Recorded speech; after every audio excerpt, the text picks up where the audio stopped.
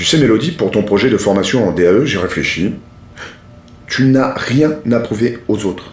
Pas besoin d'un diplôme supplémentaire. Non mais alors là, c'est pas du tout...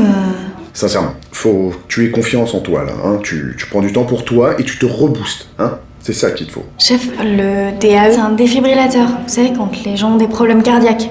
Ah, je savais pas. Depuis quand tu... Non. Laissez tomber. Vous avez raison. Je me reprends en main, hein, je vais me rebooster.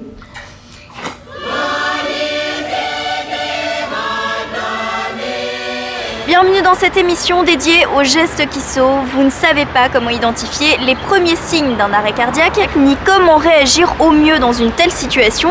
C'est tout l'objet de notre émission aujourd'hui. J'appellerais soit les SAMU, soit le pompier. Je crois qu'il y a quelque chose qui se passe au niveau du bras. Non, je ne sais pas me servir d'un défibrillateur. En effet, en cas d'arrêt cardiaque, savoir utiliser un défibrillateur, c'est plutôt utile, mais ce n'est pas tout. Et justement, sur le sujet, on parle aujourd'hui avec Emmanuel Cassanas, directeur d'Action Santé. Emmanuel, bonjour. Bonjour Mélodie. Quels sont les signes qui permettent de reconnaître un arrêt cardiaque? Pour deux signes, la perte de conscience et l'absence de ventilation, l'absence de signes ventilatoires. Par exemple, ça peut simplement être une perte de conscience, non? Une simple perte de conscience ne remettrait pas en cause les signes ventilatoires. Et en attendant le défibrillateur ou les urgences, qu'est-ce qu'on fait? Le massage cardiaque, pour être très clair, et la ventilation. La ventilation, c'est le classique bouche à bouche.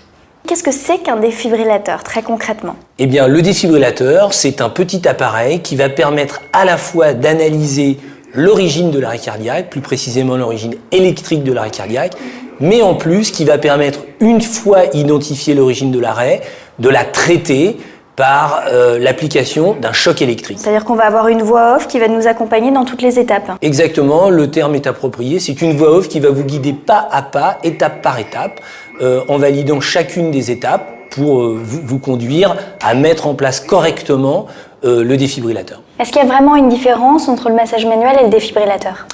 Il y a une différence fondamentale, c'est que le massage cardiaque ne va pas régler le problème du patient, si je puis dire. Il va simplement permettre de pouvoir patienter, attendre l'arrivée des secours que vous avez préalablement appelés. Le défibrillateur, lui, par contre, va diagnostiquer une catégorie d'arrêt cardiaque et permettre de la traiter. Dans tous les cas, il faut agir vite. Le temps est un élément fondamental de la prise en charge de l'arrêt.